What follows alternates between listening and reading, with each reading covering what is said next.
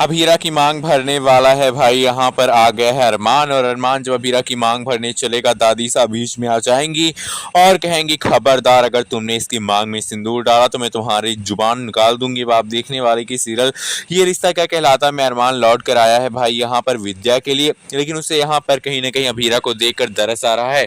उसे लग रहा है कि उसने भाई अभीरा के साथ बहुत बड़ी यहाँ पर नाइंसाफी की थी, उसे छोड़कर जाने की, उसके बच्ची को उससे दूर ले जाने की।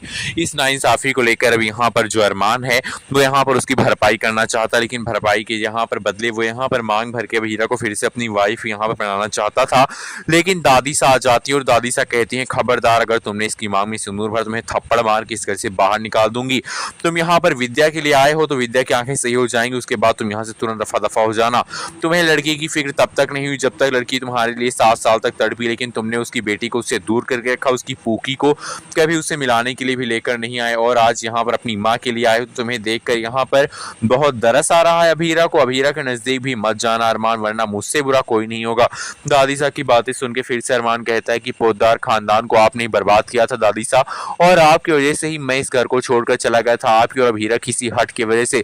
लेकिन मुझे नहीं पता था कि आप दोनों कभी भी नहीं बदलने वाली हैं, खास करके आप दादी साहब, क्योंकि आपने सबकी जिंदगी को तहस नहस करके रख दिया और आज आप मुझे भी ज्ञान दे रही हैं। आखिरकार ज्ञान वो आपका कहाँ चला जाता है जब किसी की जिंदगी बर्बाद हो रही होती है।